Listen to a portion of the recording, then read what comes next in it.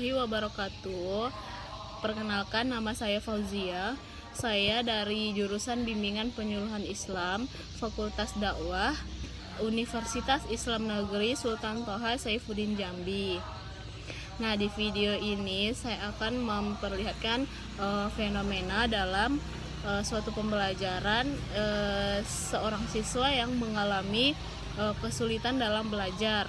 Nah, video ini dibuat untuk menyelesaikan salah satu tugas dari mata kuliah diagnostik kesulitan belajar, yaitu dosen pengampu Ibu Yulianti SPD MPD Kons. Selamat menyaksikan. Assalamualaikum warahmatullahi wabarakatuh. Waalaikumsalam warahmatullahi wabarakatuh. Nah, adik-adik, jadi kita sekarang ada peraturan dari pemerintah untuk belajar di rumah. Nah, itu karena apa ya kita belajar di rumah? Ada yang tahu?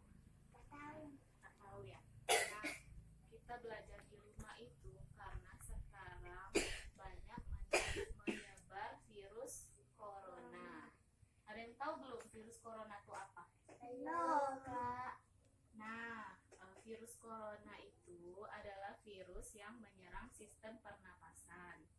Virus corona bisa menyebabkan gangguan pada sistem fenomena akut sampai kematian. Nah, virus ini bisa menyebar ke manusia. Manusia baik itu bayi, ibu hamil, remaja, orang dewasa ataupun ibu menyusui. Nah, kayak mana sih Kak kalau orang kena virus tuh gimana Kak? Kok bisa dia kena virus? Apa sih gejalanya, penderitanya tuh kayak mana sih?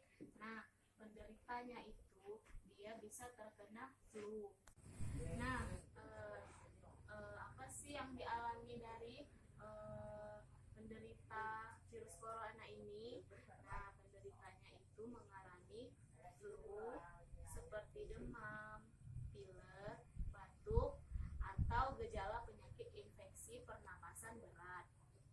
Contohnya kayak demam tinggi, batuk berdahak, bahkan batuk berdarah, sesak napas, dan nyeri di dada. Nah, penderitanya itu tidak sengaja menghirup percikan dari bersin atau batuk dari si penderita virus corona ini. Nah, yang kedua, memegang mulut ataupun hidung tanpa mencuci tangan, terlebih dulu setelah menyentuh atau menyentuh benda yang terkena cipratan air liur si penderita virus corona. Nah, yang ketiga, ada kontak jarak dekat dengan penderita virus corona, seperti bersentuhan ataupun berjabat tangan, salaman.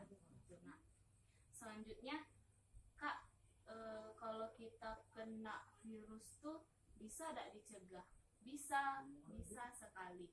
Nah, pencegahannya itu yang pertama, hindari bepergian ke tempat umum yang ramai pengunjung, misalnya mal ataupun tempat wisata. Jadi adik-adik untuk sekarang ini tak usah dulu ke tempat-tempat wisata. Nah, yang kedua, gunakan masker saat bepergian atau berkunjung ke tempat umum ataupun keramaian. Nah, yang ketiga, kita harus rajin cuci tangan. Cuci tangan dengan air bersih ataupun air mengalir ataupun hand sanitizer.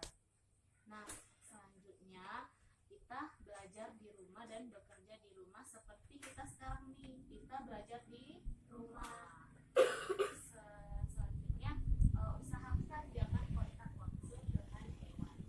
Nah, terakhir nih, jaga daya tahan tubuh dengan kita berolahraga ataupun kita berjemur di pagi hari. Oke, selanjutnya kita lanjut di pembahasan kita hari ini.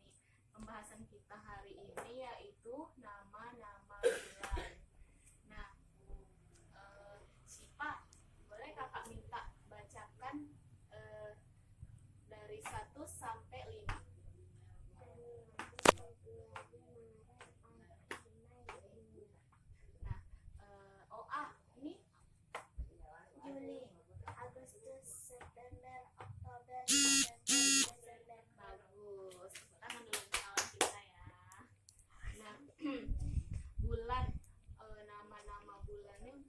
sih?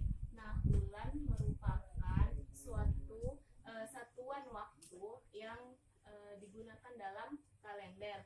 Nah, nih di sini kakak ada bawa kalender. Nah, di sini adik-adik semua punya kalender seperti ini kan di rumah. Nah, di kalender ini kita bisa lihat di situ ada nama-nama bulan. Yang pertama di sini ada Januari, Februari, Maret, April, Mei, Juni, Juli, Agustus, September, Oktober, November, dan Desember. Nah, bulan ini ada berapa sih? Ada yang tahu? 12 pintar. Nah, oke, jadi bulan ada 12. Ada Januari, Februari, sampai Desember. Oke. Nah, coba di sini kakak minta OA coba sebutkan nama-nama bulan tanpa harus lihat papan tulis ini. Coba. Januari, Februari, Maret, April, Mei, Juni, Juli, Agustus, September, Oktober, November, Desember. Iya, pintar. Nah, siapa lagi ya? Uji bisa nggak hafal nggak? Nggak hafal ya? Oh, ya udah. Coba ikutin kakak ya, semuanya. Di sini Januari, Februari, Maret, April, Mei, Juni, Juli, Agustus, September, Oktober, November, Desember. Nah, jadi semuanya sudah tahu kan nama-nama bulan.